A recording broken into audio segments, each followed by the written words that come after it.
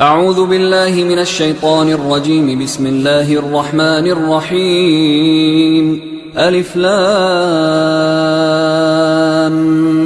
ميم.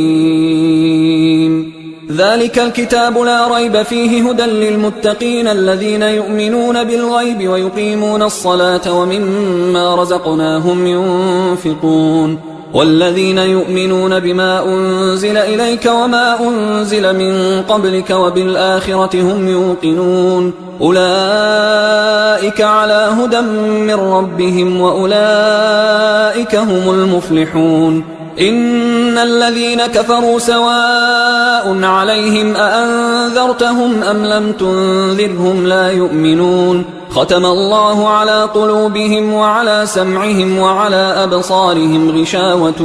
ولهم عذاب عظيم. ومن الناس من يقول آمنا بالله وباليوم الآخر وما هم بمؤمنين يخادعون الله والذين آمنوا وما يخدعون إلا أنفسهم وما يشعرون في قلوبهم مرض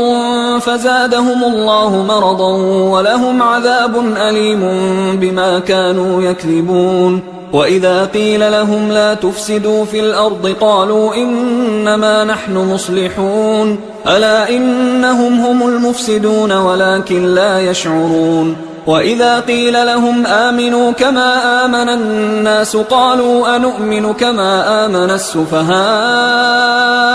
ألا إنهم هم السفهاء ولكن لا يعلمون. وإذا لقوا الذين آمنوا قالوا آمنا وإذا خلوا إلى شياطينهم قالوا إنا معكم إنما نحن مستهزئون الله يستهزئ بهم ويمدهم في طغيانهم يعمهون. أولئك الذين اشتروا الضلالة بالهدى فما ربحت تجارتهم وما كانوا مهتدين. مثلهم كمثل الذي استوقد نارا فلما أضاءت ما حوله ذهب الله بنورهم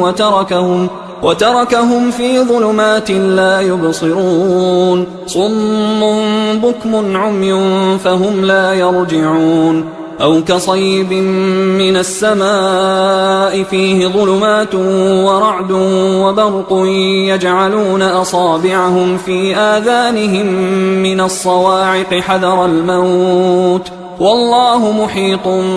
بالكافرين. يكاد البرق يخطف أبصارهم كلما أضاء لهم مشوا فيه وإذا أظلم عليهم قاموا ولو شاء الله لذهب بسمعهم وأبصارهم إن الله على كل شيء قدير. يا أيها الناس اعبدوا ربكم الذي خلقكم والذين من قبلكم لعلكم تتقون الذي جعل لكم الأرض فراشا والسماء بناء وأنزل من السماء ماء فأخرج به من الثمرات رزقا لكم فلا تجعلوا لله أندادا وأنتم تعلمون. وإن كنتم في ريب مما نزلنا على عبدنا فأتوا بسورة من مثله وادعوا شهداءكم من دون الله إن كنتم صادقين فإن لم تفعلوا ولن تفعلوا فاتقوا النار التي وقودها الناس والحجارة أعدت للكافرين. وبشر الذين آمنوا وعملوا الصالحات أن لهم جنات تجري من تحتها الأنهار كلما رزقوا منها من ثمرة رزقا قالوا هذا الذي رزقنا من قبل وأتوا به متشابها ولهم فيها أزواج مطهرة وهم فيها خالدون. إن الله لا يستحيي أن يضرب مثلا ما بعوضة فما فوقها فأما الذين آمنوا فيعلمون أنه الحق من ربهم وأما الذين كفروا فيقولون ماذا أراد الله بهذا مثلا يضل به كثيرا ويهدي به كثيرا وما يضل به إلا الفاسقين الذين ينقضون عهد الله من بعد ميثاقه ويقطعون ما أمر الله به أن يوصل ويفسدون في الأرض أولئك هم الخاسرون. كيف تكفرون بالله وكنتم أمواتا فأحياكم ثم يميتكم ثم يحييكم ثم إليه ترجعون. هو الذي خلق لكم ما في الأرض جميعا ثم استوى إلى السماء فسواهن 7 سماوات وهو بكل شيء عليم. وإذ قال ربك للملائكة إني جاعل في الأرض خليفة قالوا أتجعل فيها من يفسد فيها ويسفك الدماء ونحن نسبح بحمدك ونقدس لك قال إني أعلم ما لا تعلمون. وعلم آدم الأسماء كلها ثم عرضهم على الملائكة فقال أنبئوني بأسماء هؤلاء إن كنتم صادقين. قالوا سبحانك لا علم لنا إلا ما علمتنا إنك أنت العليم الحكيم. قال يا آدم أنبئهم بأسمائهم فلما أنبأهم بأسمائهم قال ألم أقل لكم إني أعلم غيب السماوات والأرض وأعلم ما تبدون وما كنتم تكتمون. وإذ قلنا للملائكة اسجدوا لآدم فسجدوا إلا إبليس أبى واستكبر وكان من الكافرين. وقلنا يا آدم اسكن أنت وزوجك الجنة وكلا منها رغدا حيث شئتما ولا تقربا هذه الشجرة فتكونا من الظالمين. فأزلهما الشيطان عنها فأخرجهما مما كانا فيه وقلنا اهبطوا بعضكم لبعض عدو ولكم في الأرض مستقر ومتاع إلى حين. فتلقى آدم من ربه كلمات فتاب عليه إنه هو التواب الرحيم. قلنا اهبطوا منها جميعا فإما يأتينكم مني هدى فمن تبع هداي فلا خوف عليهم ولا هم يحزنون. والذين كفروا وكذبوا بآياتنا أولئك أصحاب النار هم فيها خالدون. يا بني إسرائيل اذكروا نعمتي التي أنعمت عليكم وأوفوا بعهدي أوف بعهدكم وإياي فارهبون. وآمنوا بما أنزلت مصدقا لما معكم ولا تكونوا أول كافر به ولا تشتروا بآياتي ثمنا قليلا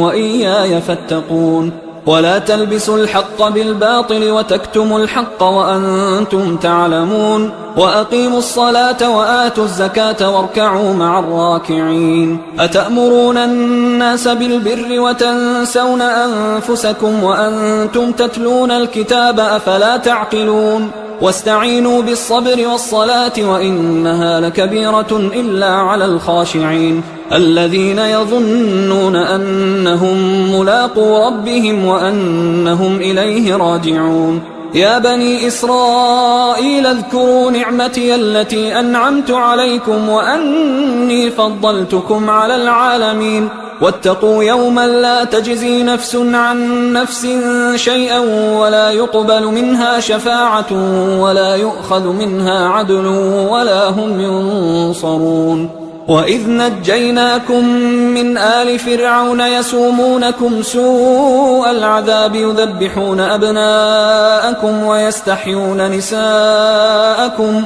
وفي ذلكم بلاء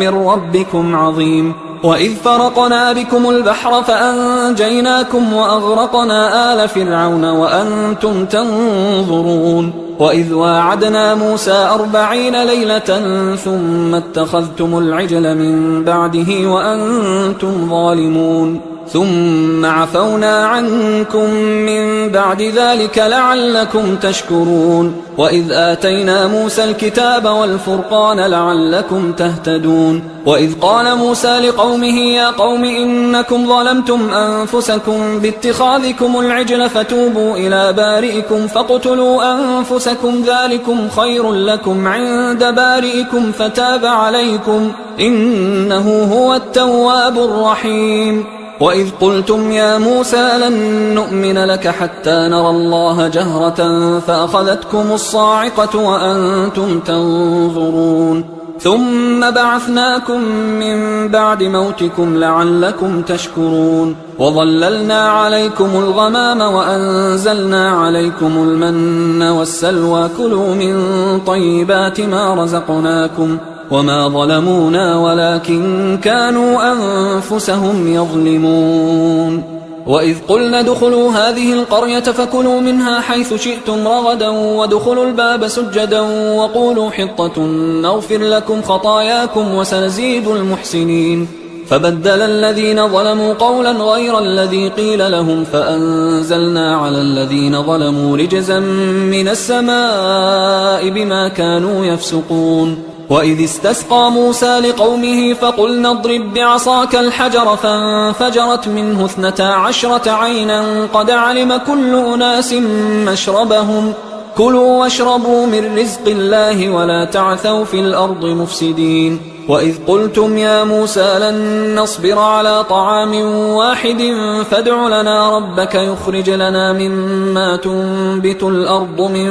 بقلها وقثائها وفومها وعدسها وبصلها قال أتستبدلون الذي هو أدنى بالذي هو خير اهبطوا مصرا فإن لكم ما سألتم وضربت عليهم الذلة والمسكنة وباءوا بغضب من الله ذلك بأنهم كانوا يكفرون بآيات الله ويقتلون النبيين بغير الحق ذلك بما عصوا وكانوا يعتدون إن الذين آمنوا والذين هادوا والنصارى والصابئين من آمن بالله واليوم الآخر وعمل صالحا فلهم أجرهم عند ربهم ولا خوف عليهم ولا هم يحزنون وإذ أخذنا ميثاقكم ورفعنا فوقكم الطور خذوا ما آتيناكم بقوة واذكروا ما فيه لعلكم تتقون ثم توليتم من بعد ذلك فلولا فضل الله عليكم ورحمته لكنتم من الخاسرين ولقد علمتم الذين اعتدوا منكم في السبت فقلنا لهم كونوا قردة خاسئين فجعلناها نكالا لما بين يديها وما خلفها وموعظة للمتقين وإذ قال موسى لقومه إن الله يأمركم أن تذبحوا بقرة قالوا أتتخذنا هزوا قال أعوذ بالله أن أكون من الجاهلين قالوا ادع لنا ربك يبين لنا ما هي قال إنه يقول إنها بقرة لا فارض ولا بكر عوان بين ذلك فافعلوا ما تؤمرون قالوا ادع لنا ربك يبين لنا ما لونها قال إنه يقول إنها بقرة صفراء فاقع لونها تسر الناظرين قالوا ادع لنا ربك يبين لنا ما هي إن البقرة شابه علينا وإنا إن شاء الله لمهتدون قال إنه يقول إنها بقرة لا ذلول تثير الأرض ولا تسقي الحرث مسلمة لا شية فيها قالوا الآن جئت بالحق فذبحوها وما كادوا يفعلون وإذ قتلتم نفسا فادارأتم فيها والله مخرج ما كنتم تكتمون فقلنا اضربوه ببعضها كذلك يحيي الله الموتى ويريكم آياته لعلكم تعقلون ثم قست قلوبكم من بعد ذلك فهي كالحجارة أو أشد قسوة وإن من الحجارة لما يتفجر منه الأنهار وإن منها لما يشقق فيخرج منه الماء وإن منها لما يهبط من خشية الله وما الله بغافل عما تعملون أفتطمعون أن يؤمنوا لكم وقد كان فريق منهم يسمعون كلام الله ثم يحرفونه من بعد ما عقلوه وهم يعلمون وإذا لقوا الذين آمنوا قالوا آمنا وإذا خلا بعضهم إلى بعض قالوا أتحدثونهم بما فتح الله عليكم ليحاجوكم به عند ربكم أفلا تعقلون أولا يعلمون أن الله يعلم ما يسرون وما يعلنون ومنهم أميون لا يعلمون الكتاب إلا أماني وإنهم إلا يظنون فويل للذين يكتبون الكتاب بأيديهم ثم يقولون هذا من عند الله ليشتروا به ثمنا قليلا فويل لهم مما كتبت أيديهم وويل لهم مما يكسبون وقالوا لن تمسنا النار إلا أياما معدودة قل أتخذتم عند الله عهدا فلن يخلف الله عهده أم تقولون على الله ما لا تعلمون بلى من كسب سيئة وأحاطت به خطيئته فأولئك أصحاب النار هم فيها خالدون والذين آمنوا وعملوا الصالحات أولئك أصحاب الجنة هم فيها خالدون وإذ أخذنا ميثاق بني إسرائيل لا تعبدون إلا الله وبالوالدين إحسانا وذي القربى واليتامى والمساكين وقولوا للناس حسنا وأقيموا الصلاة وآتوا الزكاة ثم توليتم إلا قليلا منكم وأنتم معرضون وإذ أخذنا ميثاقكم لا تسفكون دماءكم ولا تخرجون أنفسكم من دياركم ثم أقررتم وأنتم تشهدون ثم أنتم هؤلاء تقتلون أنفسكم وتخرجون فريقا منكم من ديارهم تظاهرون عليهم بالإثم والعدوان وإن يأتوكم أسارى تفادوهم وهو محرم عليكم إخراجهم أفتؤمنون ببعض الكتاب وتكفرون ببعض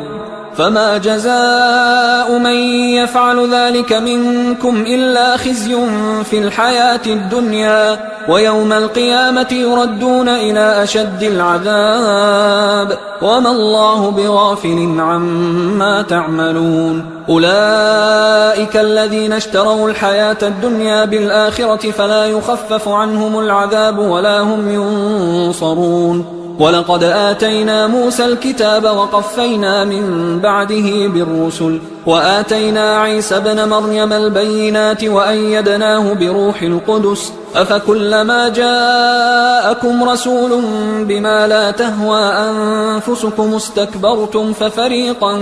كذبتم وفريقا تقتلون وقالوا قلوبنا غلف بل لعنهم الله بكفرهم فقليلا ما يؤمنون ولما جاءهم كتاب من عند الله مصدق لما معهم وكانوا من قبل يستفتحون على الذين كفروا فلما جاءهم ما عرفوا كفروا به فلعنة الله على الكافرين بئس ما اشتروا به أنفسهم أن يكفروا بما أنزل الله بغيا أن ينزل الله من فضله على من يشاء من عباده فباءوا بغضب على غضب وللكافرين عذاب مهين وإذا قيل لهم آمنوا بما أنزل الله قالوا نؤمن بما أنزل علينا ويكفرون بما وراءه وهو الحق مصدقا لما معهم قل فلم تقتلون أنبياء الله من قبل إن كنتم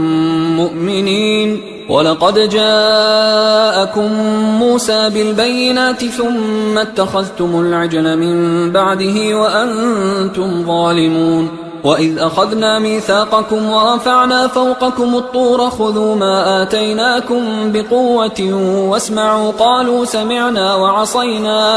قالوا سمعنا وعصينا وأشربوا في قلوبهم العجل بكفرهم قل بئس ما يأمركم به إيمانكم إن كنتم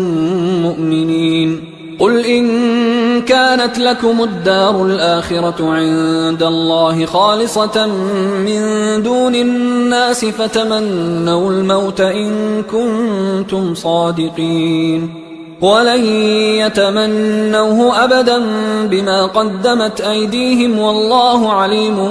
بالظالمين ولتجدنهم أحرص الناس على حياة ومن الذين أشركوا يود أحدهم لو يعمر 1000 سنة وما هو بمزحزحه من العذاب أن يعمر والله بصير بما يعملون قل من كان عدوا لجبريل فإنه نزله على قلبك بإذن الله مصدقا لما بين يديه وهدى وبشرى للمؤمنين من كان عدوا لله وملائكته ورسله وجبريل وميكال فإن الله عدو للكافرين ولقد أنزلنا إليك آيات بينات وما يكفر بها إلا الفاسقون أوكلما عاهدوا عهدا نبذه فريق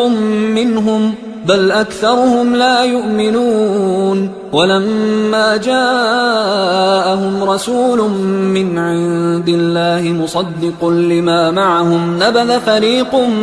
من الذين أوتوا الكتاب كتاب الله وراء ظهورهم كأنهم لا يعلمون واتبعوا ما تتلو الشياطين على ملك سليمان وما كفر سليمان ولكن الشياطين كفروا يعلمون الناس السحر وما أنزل على الملكين ببابل هاروت وماروت وما يعلمان من أحد حتى يقولا إنما نحن فتنة فلا تكفر فيتعلمون منهما ما يفرقون به بين المرء وزوجه وما هم بضارين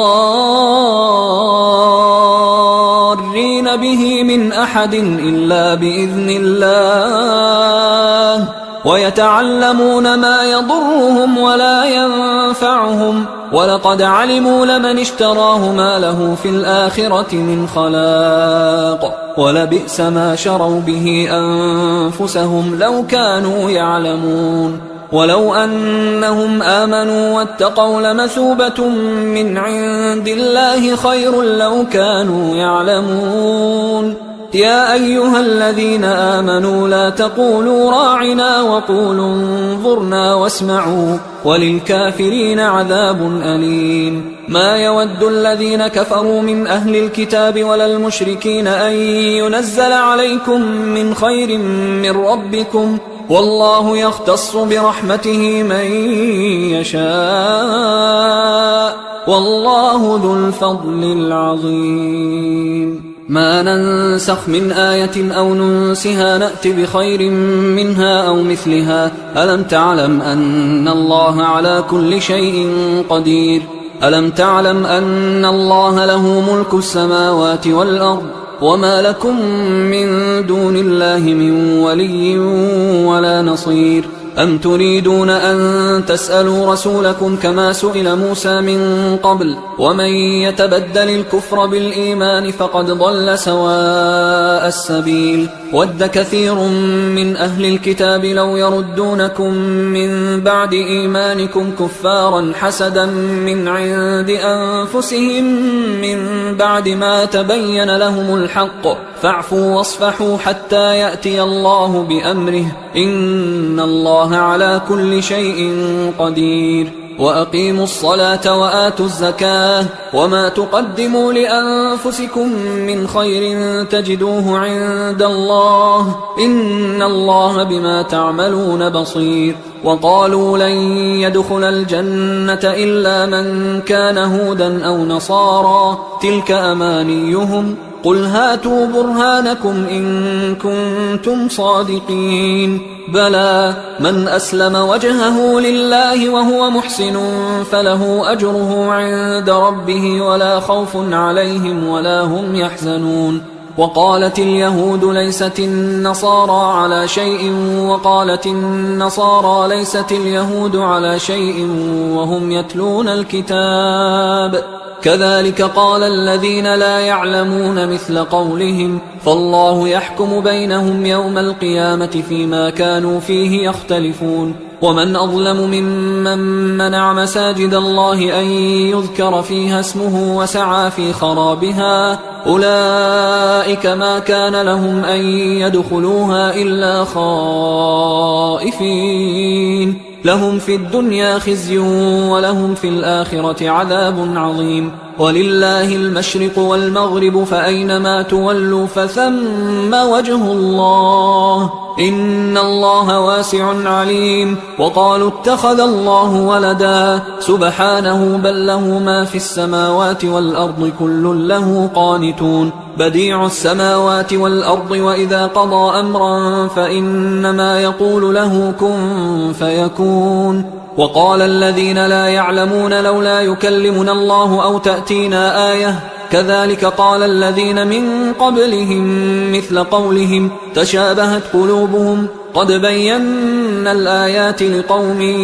يوقنون. إنا أرسلناك بالحق بشيرا ونذيرا ولا تسأل عن أصحاب الجحيم. ولن ترضى عنك اليهود ولا النصارى حتى تتبع ملتهم قل إن هدى الله هو الهدى ولئن اتبعت أهواءهم بعد الذي جاءك من العلم ما لك من الله من ولي ولا نصير. الذين آتيناهم الكتاب يتلونه حق تلاوته أولئك يؤمنون به ومن يكفر به فأولئك هم الخاسرون. يا بني إسرائيل اذكروا نعمتي التي أنعمت عليكم وأني فضلتكم على العالمين واتقوا يوما لا تجزي نفس عن نفس شيئا ولا يقبل منها عدل ولا تنفعها شفاعة ولا هم ينصرون. وإذ ابتلى إبراهيم ربه بكلمات فأتمهن قال إني جاعلك للناس إماما قال ومن ذريتي قال لا ينال عهد الظالمين. وإذ جعلنا البيت مثابة للناس وأمنا واتخذوا من مقام إبراهيم مصلى وعهدنا إلى إبراهيم وإسماعيل أن طهرا بيتي للطائفين والعاكفين والركع السجود. وإذ قال إبراهيم رب اجعل هذا بلدا آمنا وارزق أهله من الثمرات من آمن منهم بالله واليوم الآخر قال ومن كفر فأمتعه قليلا ثم أضطره إلى عذاب النار وبئس المصير. وإذ يرفع إبراهيم القواعد من البيت وإسماعيل ربنا تقبل منا إنك أنت السميع العليم ربنا وجعلنا مسلمين لك ومن ذريتنا أمة مسلمة لك وأرنا مناسكنا وتب علينا إنك أنت التواب الرحيم ربنا وبعث فيهم رسولا منهم يتلو عليهم آياتك ويعلمهم الكتاب والحكمة ويزكيهم إنك أنت العزيز الحكيم. ومن يرغب عن ملة إبراهيم إلا من سفه نفسه ولقد اصطفيناه في الدنيا وإنه في الآخرة لمن الصالحين. إذ قال له ربه أسلم قال أسلمت لرب العالمين. ووصى بها إبراهيم بنيه ويعقوب يا بني إن الله اصطفى لكم الدين فلا تموتن إلا وأنتم مسلمون. أم كنتم شهداء إذ حضر يعقوب الموت إذ قال لبنيه ما تعبدون من بعدي قالوا نعبد إلهك وإله آبائك إبراهيم وإسماعيل وإسحاق إلها واحدا ونحن له مسلمون. تلك أمة قد خلت لها ما كسبت ولكم ما كسبتم ولا تسألون عما كانوا يعملون. وقالوا كونوا هودا أو نصارى تهتدوا قل بل ملة إبراهيم حنيفا وما كان من المشركين. قولوا آمنا بالله وما أنزل إلينا وما أنزل إلى إبراهيم وإسماعيل وإسحاق ويعقوب والأسباط وما أوتي موسى وعيسى وما أوتي النبيون من ربهم لا نفرق بين أحد منهم ونحن له مسلمون. فإن آمنوا بمثل ما آمنتم به فقد اهتدوا وإن تولوا فإنما هم في شقاق فسيكفيكهم الله وهو السميع العليم. صبغة الله ومن أحسن من الله صبغة ونحن له عابدون. قل أتحاجوننا في الله وهو ربنا وربكم ولنا أعمالنا ولكم أعمالكم ونحن له مخلصون. أم تقولون إن إبراهيم وإسماعيل وإسحاق ويعقوب والأسباط كانوا هودا أو نصارى قل أأنتم أعلم أم الله ومن أظلم ممن كتم شهادة عنده من الله وما الله بغافل عما تعملون. تلك أمة قد خلت لها ما كسبت ولكم ما كسبتم ولا تسألون عما كانوا يعملون. سيقول السفهاء من الناس ما ولاهم عن قبلتهم التي كانوا عليها قل لله المشرق والمغرب يهدي من يشاء إلى صراط مستقيم. وكذلك جعلناكم أمة وسطا لتكونوا شهداء على الناس ويكون الرسول عليكم شهيدا. وما جعلنا القبلة التي كنت عليها إلا لنعلم من يتبع الرسول ممن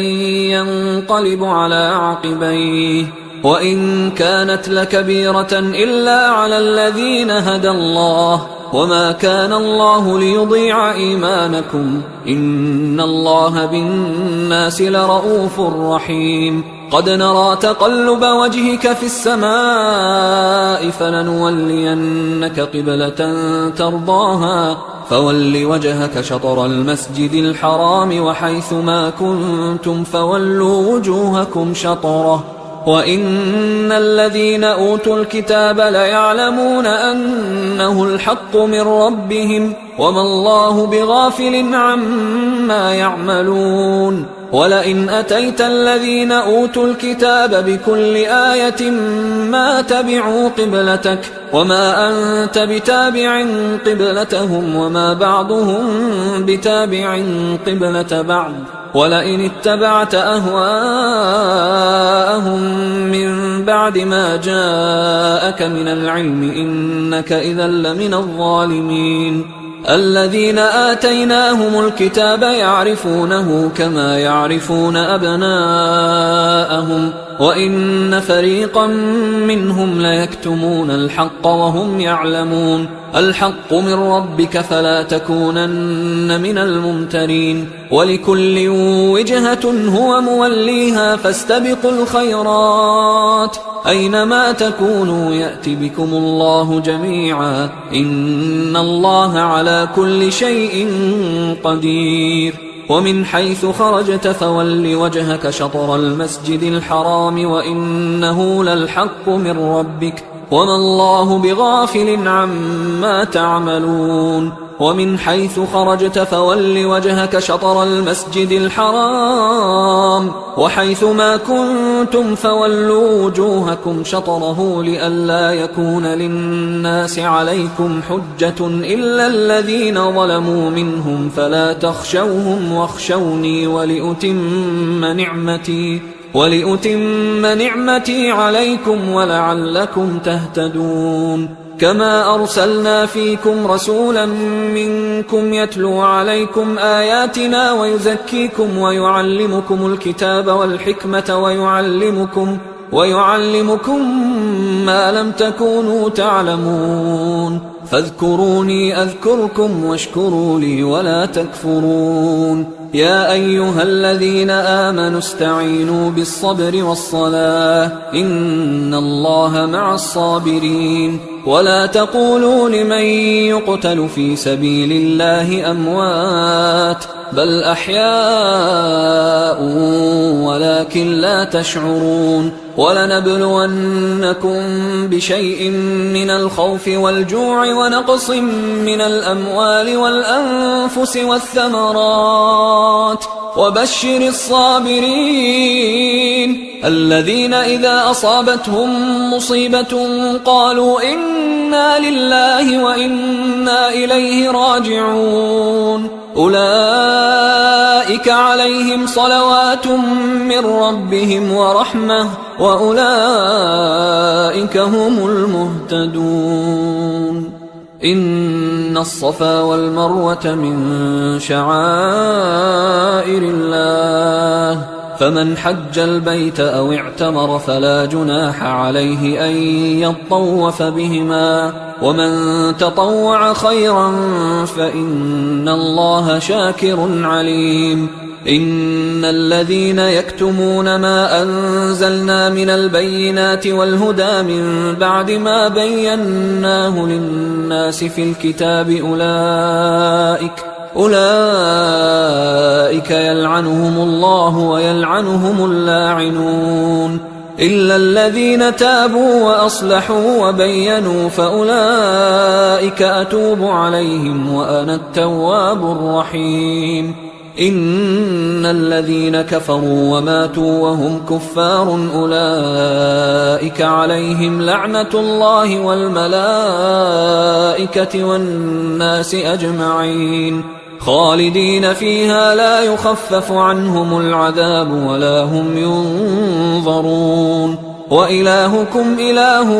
واحد لا إله إلا هو الرحمن الرحيم إن في خلق السماوات والأرض واختلاف الليل والنهار والفلك التي تجري في البحر بما ينفع الناس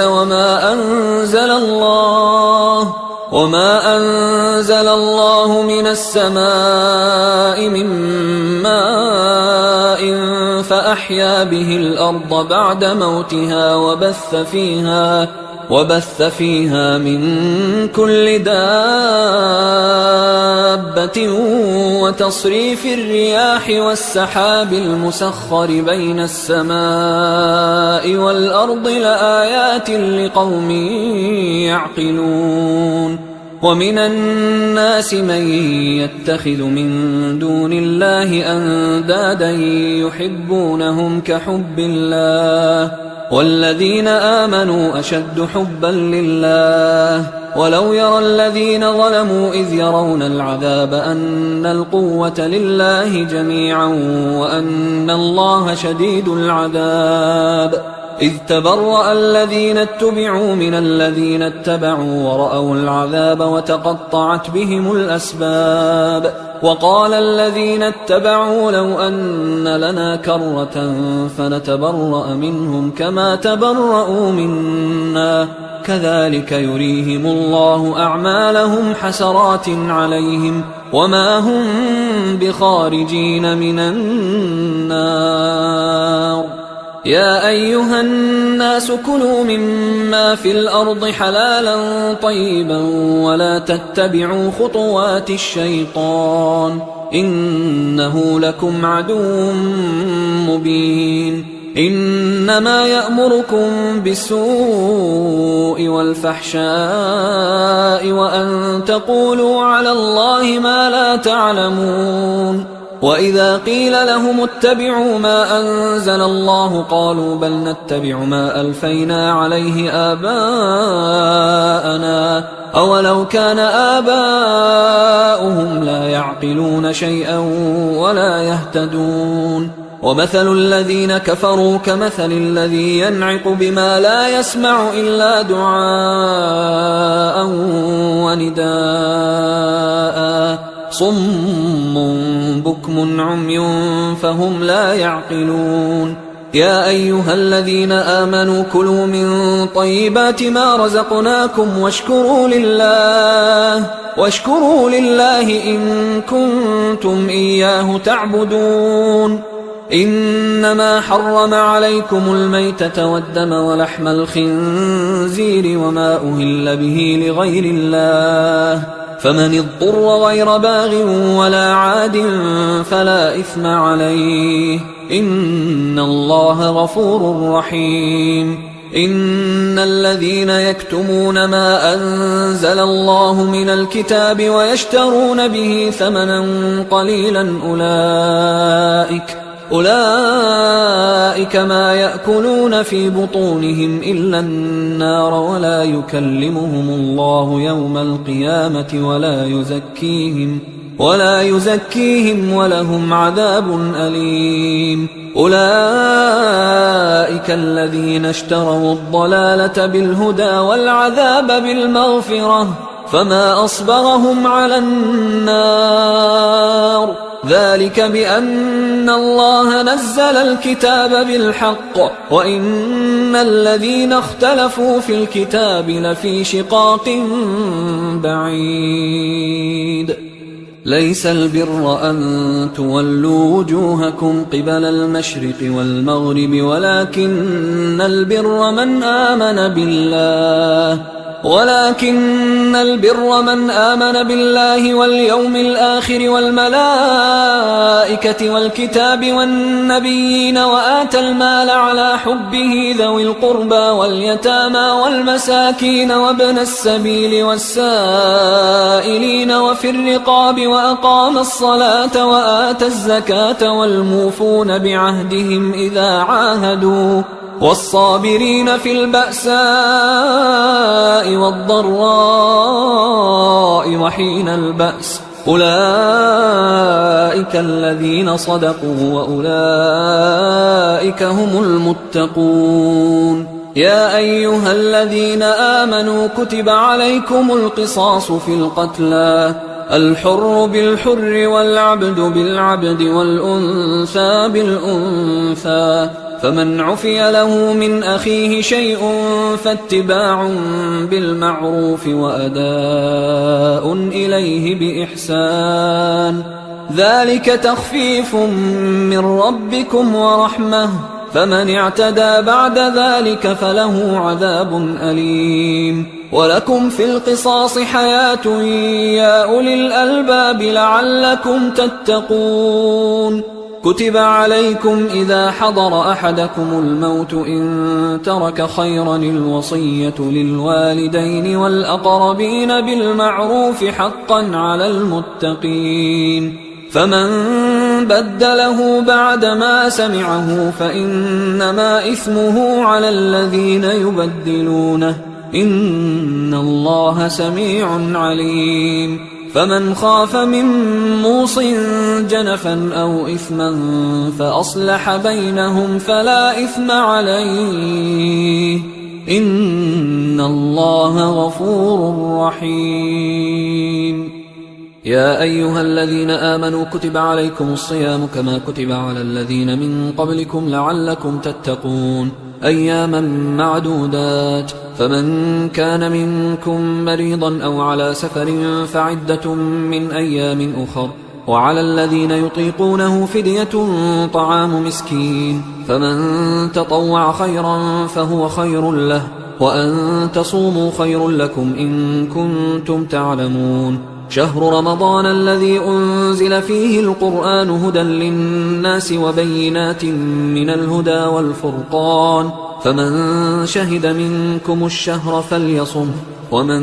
كان مريضا أو على سفر فعدة من أيام أخر، يريد الله بكم اليسر ولا يريد بكم العسر ولتكملوا العدة ولتكبروا الله على ما هداكم ولعلكم تشكرون. وإذا سألك عبادي عني فإني قريب أجيب دعوة الداعي إذا دعان، فليستجيبوا لي وليؤمنوا بي لعلهم يرشدون. أحل لكم ليلة الصيام الرفث إلى نسائكم هن لباس لكم وأنتم لباس لهن، علم الله أنكم كنتم تختانون أنفسكم فتاب عليكم وعفى عنكم، فالآن باشروهن وابتغوا ما كتب الله لكم، وكلوا واشربوا حتى يتبين لكم الخيط الأبيض من الخيط الأسود من الفجر، ثم أتموا الصيام إلى الليل، ولا تباشروهن وأنتم عاكفون في المساجد،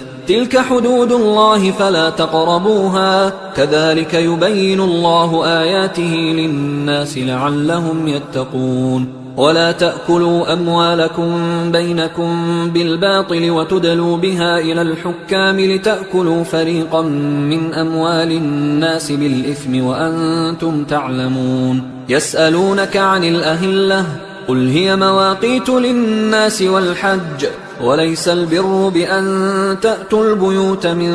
ظهورها ولكن البر من اتقى، وأتوا البيوت من أبوابها واتقوا الله لعلكم تفلحون. وقاتلوا في سبيل الله الذين يقاتلونكم ولا تعتدوا إن الله لا يحب المعتدين. وقتلوهم حيث ثقفتموهم وأخرجوهم من حيث أخرجوكم والفتنة أشد من القتل، ولا تقاتلوهم عند المسجد الحرام حتى يقاتلوكم فيه، فإن قاتلوكم فاقتلوهم، كذلك جزاء الكافرين، فإن انتهوا فإن الله غفور رحيم. وقاتلوهم حتى لا تكون فتنة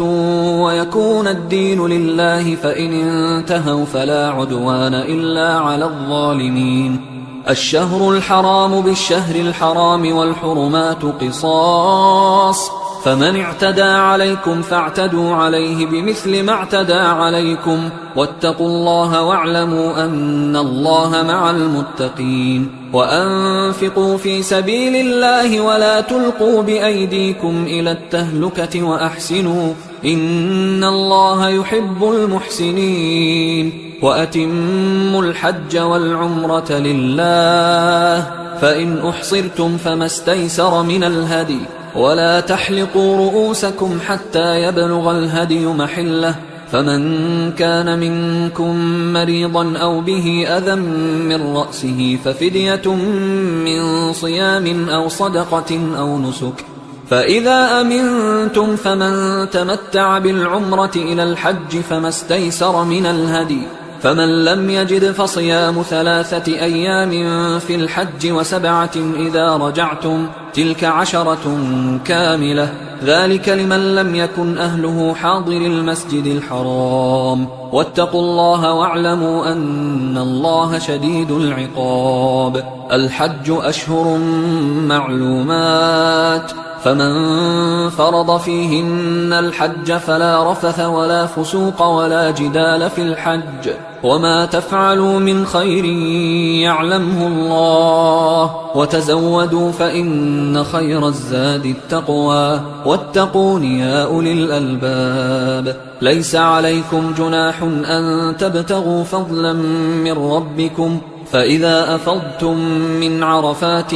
فاذكروا الله عند المشعر الحرام واذكروه كما هداكم وإن كنتم من قبله لمن الضالين ثم أفيضوا من حيث أفاض الناس واستغفروا الله إن الله غفور رحيم فإذا قضيتم مناسككم فاذكروا الله كذكركم آباءكم أو أشد ذكرا فمن الناس من يقول ربنا آتنا في الدنيا وما له في الآخرة من خلاق ومنهم من يقول ربنا آتنا في الدنيا حسنة وفي الآخرة حسنة وقنا عذاب النار أولئك لهم نصيب مما كسبوا والله سريع الحساب واذكروا الله في أيام معدودات فمن تعجل في يومين فلا إثم عليه ومن تأخر فلا إثم عليه لمن اتقى واتقوا الله واعلموا أنكم إليه تحشرون ومن الناس من يعجبك قوله في الحياة الدنيا ويشهد الله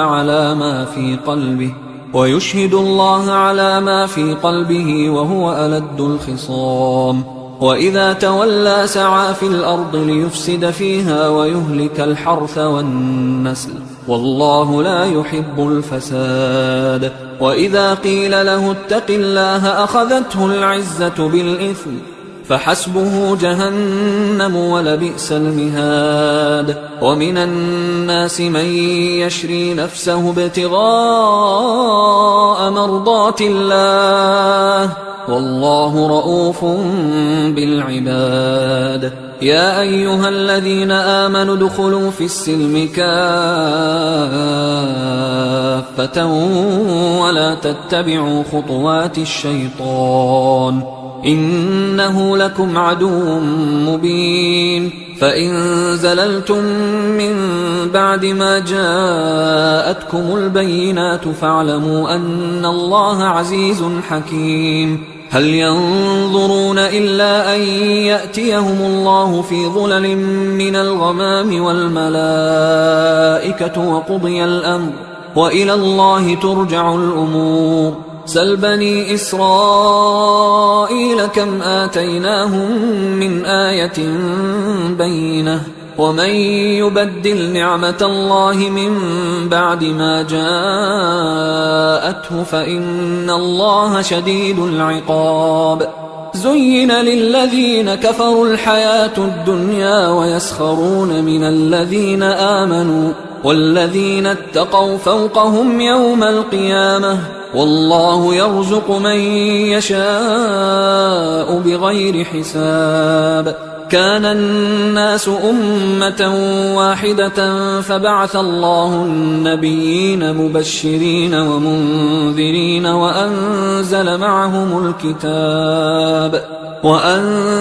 معهم الكتاب بالحق ليحكم بين الناس فيما اختلفوا فيه وما اختلف فيه إلا الذين أوتوه من بعد ما جاءتهم البينات بغيا بينهم فهدى الله الذين آمنوا لما اختلفوا فيه من الحق بإذنه والله يهدي من يشاء إلى صراط مستقيم أم حسبتم أن تدخلوا الجنة ولما يأتكم مثل الذين خلوا من قبلكم مستهم البأساء والضراء وزلزلوا حتى يقول الرسول والذين آمنوا معه متى نصر الله ألا إن نصر الله قريب يسألونك ماذا ينفقون قل ما أنفقتم من خير فللوالدين والأقربين واليتامى والمساكين وابن السبيل وما تفعلوا من خير فإن الله به عليم كتب عليكم القتال وهو كره لكم وعسى أن تكرهوا شيئا وهو خير لكم وعسى أن تحبوا شيئا وهو شر لكم والله يعلم وأنتم لا تعلمون يسألونك عن الشهر الحرام قتال فيه قل قتال فيه كبير وصد عن سبيل الله وكفر به والمسجد الحرام وإخراج أهله منه أكبر عند الله والفتنة أكبر من القتل ولا يزالون يقاتلونكم حتى يردوكم عن دينكم إن استطاعوا ومن يرتدد منكم عن دينه فيمت وهو كافر فأولئك حبطت أعمالهم في الدنيا والآخرة وأولئك أصحاب النار هم فيها خالدون إن الذين آمنوا والذين هاجروا وجاهدوا في سبيل الله أولئك يرجون رحمة الله والله غفور رحيم يسألونك عن الخمر والميسر قل فيهما إثم كبير ومنافع للناس وإثمهما أكبر من نفعهما ويسألونك ماذا ينفقون قل العفو كذلك يبين الله لكم الآيات لعلكم تتفكرون في الدنيا والآخرة ويسألونك عن اليتامى قل إصلاح لهم خير وإن تخالطوهم فإخوانكم والله يعلم المفسد من المصلح ولو شاء الله لأعنتكم إن الله عزيز حكيم ولا تنكحوا المشركات حتى يؤمنوا ولأمة مؤمنة خير من مشركة ولو أعجبتكم ولا تنكحوا المشركين حتى يؤمنوا ولعبد مؤمن خير من مشرك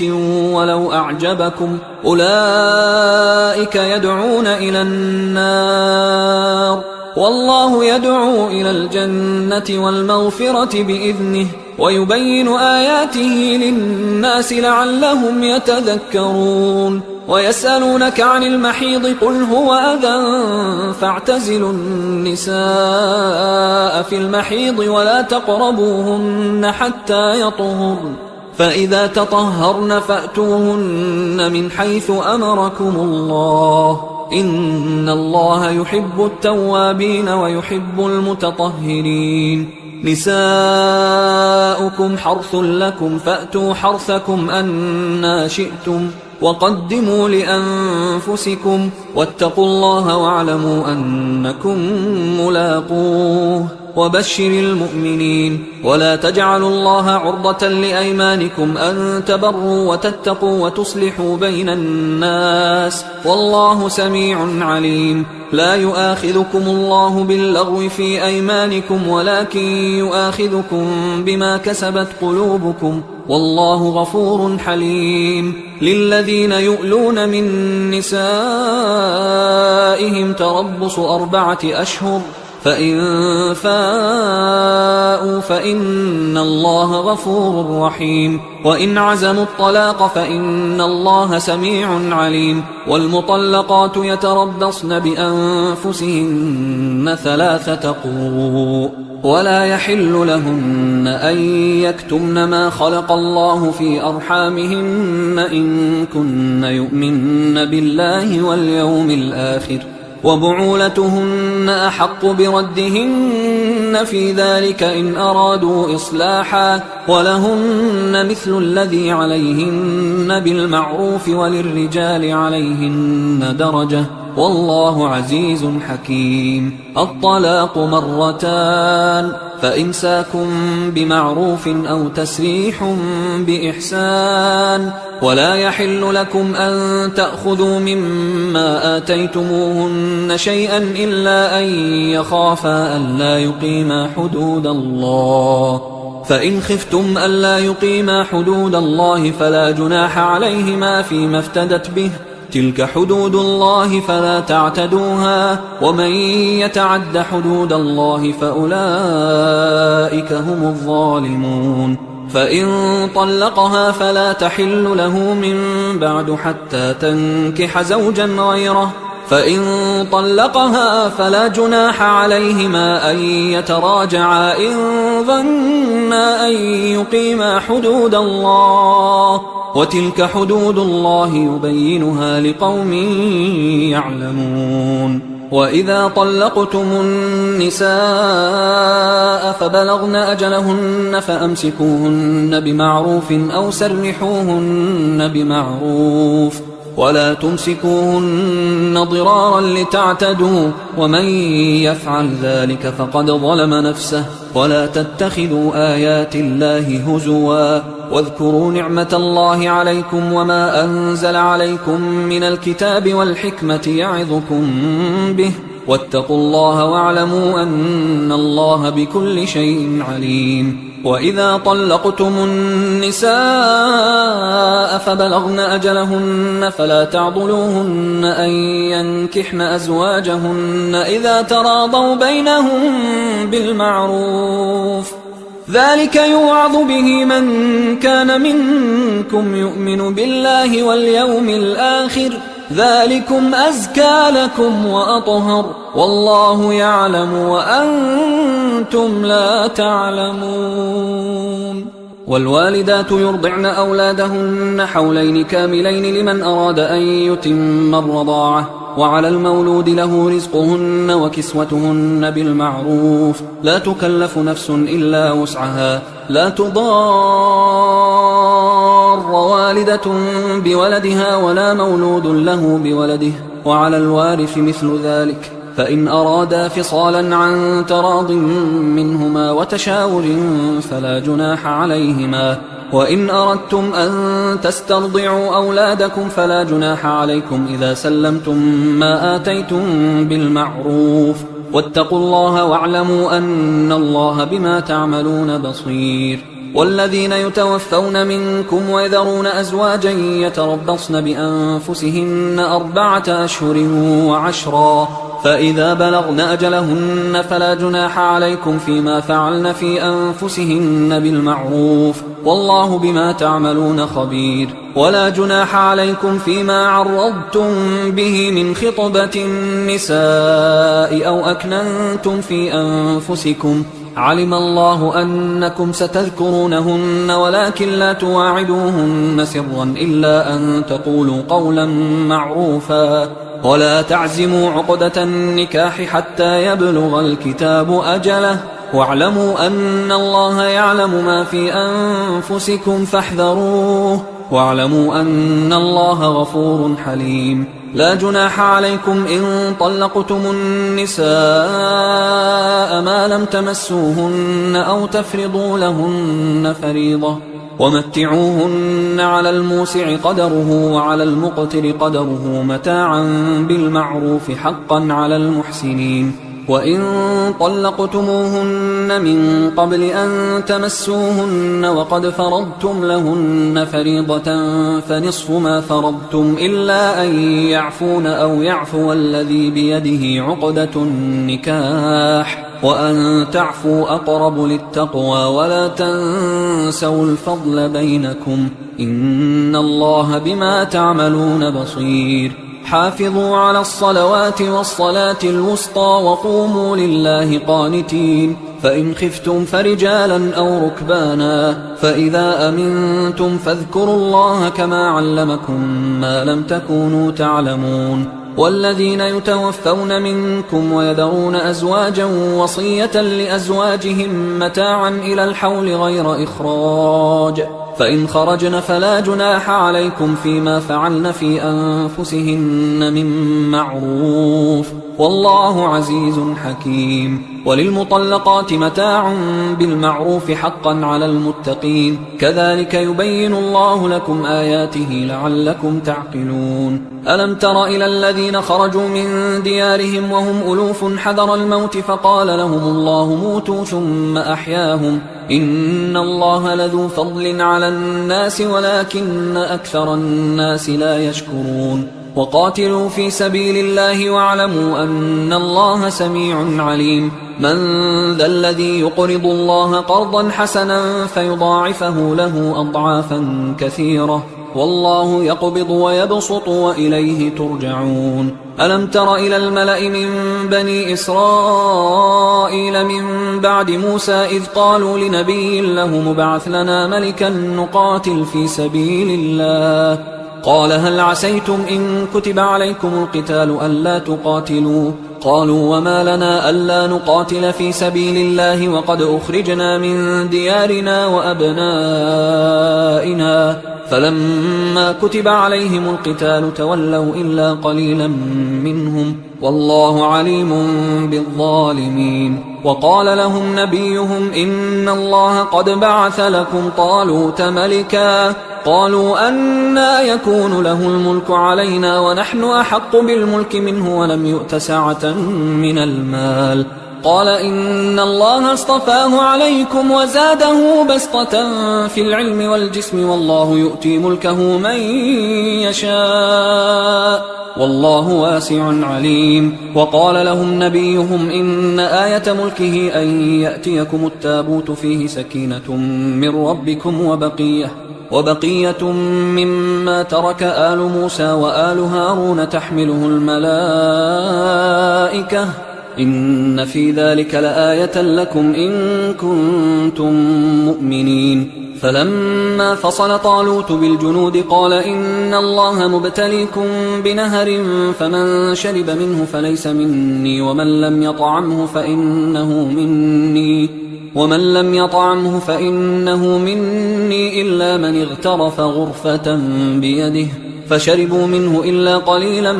منهم فلما جاوزه هو والذين آمنوا معه قالوا لا طاقة لنا اليوم بجالوت وجنوده قال الذين يظنون أنهم ملاقوا الله كم من فئة قليلة غلبت فئة كثيرة بإذن الله والله مع الصابرين ولما برزوا لجالوت وجنوده قالوا ربنا أفرغ علينا صبرا وثبت أقدامنا وانصرنا على القوم الكافرين فهزموهم بإذن الله وقتل داود جالوت وآتاه الله الملك والحكمة وعلمه مما يشاء ولولا دفع الله الناس بعضهم ببعض لفسدت الأرض ولكن الله ذو فضل على العالمين تلك آيات الله نتلوها عليك بالحق وإنك لمن المرسلين تلك الرسل فضلنا بعضهم على بعض منهم من كلم الله ورفع بعضهم درجات وآتينا عيسى ابن مريم البينات وأيدناه بروح القدس ولو شاء الله ما اقتتل الذين من بعدهم من بعد ما جاءتهم البينات ولكن اختلفوا فمنهم من آمن ومنهم من كفر ولو شاء الله ما اقتتلوا ولكن الله يفعل ما يريد يا أيها الذين آمنوا أنفقوا مما رزقناكم من قبل أن يأتي يوم لا بيع فيه ولا خلة ولا شفاعة والكافرون هم الظالمون الله لا إله إلا هو الحي القيوم لا تأخذه سنة ولا نوم له ما في السماوات وما في الأرض من ذا الذي يشفع عنده إلا بإذنه يعلم ما بين أيديهم وما خلفهم ولا يحيطون بشيء من علمه إلا بما شاء وسع كرسيه السماوات والأرض ولا يؤوده حفظهما وهو العلي العظيم لا إكراه في الدين قد تبين الرشد من الغي فمن يكفر بالطاغوت ويؤمن بالله فقد استمسك بالعروة الوثقى لا انفصام لها والله سميع عليم الله ولي الذين آمنوا يخرجهم من الظلمات إلى النور والذين كفروا أولياؤهم الطاغوت يخرجونهم من النور إلى الظلمات أولئك أصحاب النار هم فيها خالدون. ألم تر إلى الذي حاج إبراهيم في ربه أن آتاه الله الملك إذ قال إبراهيم ربي الذي يحيي ويميت قال أنا أحيي وأميت. قال إبراهيم فإن الله يأتي بالشمس من المشرق فأت بها من المغرب فبهت الذي كفر والله لا يهدي القوم الظالمين. أو كالذي مر على قرية وهي خاوية على عروشها قال أنى يحيي هذه الله بعد موتها فأماته الله 100 عام ثم بعثه قال كم لبثت؟ قال لبثت يوما أو بعض يوم. قال بل لبثت 100 عام فانظر إلى طعامك وشرابك لم يتسنه وانظر إلى حمارك ولنجعلك آية للناس وانظر إلى العظام كيف ننشزها ثم نكسوها لحما فلما تبين له قال أعلم أن الله على كل شيء قدير. وإذ قال إبراهيم رب أرني كيف تحيي الموتى قال أولم تؤمن قال بلى ولكن ليطمئن قلبي قال فخذ 4 من الطير فصرهن إليك ثم اجعل على كل جبل منهن جزءا ثم ادعهن يأتينك سعيا واعلم أن الله عزيز حكيم. مثل الذين ينفقون أموالهم في سبيل الله كمثل حبة أنبتت 7 سنابل في كل سنبلة 100 حبة والله يضاعف لمن يشاء والله واسع عليم. الذين ينفقون أموالهم في سبيل الله ثم لا يتبعون ما أنفقوا منا ولا أذى لهم أجرهم عند ربهم ولا خوف عليهم ولا هم يحزنون. قول معروف ومغفرة خير من صدقة يتبعها أذى والله غني حليم. يا أيها الذين آمنوا لا تبطلوا صدقاتكم بالمن والأذى كالذي ينفق ماله رئاء الناس ولا يؤمن بالله واليوم الآخر فمثله كمثل صفوان عليه تراب فأصابه وابل فتركه صلدا لا يقدرون على شيء مما كسبوا والله لا يهدي القوم الكافرين. ومثل الذين ينفقون أموالهم ابتغاء مرضات الله وتثبيتا من أنفسهم كمثل جنة بربوة أصابها وابل فآتت أكلها ضعفين فإن لم يصبها وابل فطل والله بما تعملون بصير. أيود أحدكم أن تكون له جنة من نخيل وأعناب تجري من تحتها الأنهار له فيها من كل الثمرات وأصابه الكبر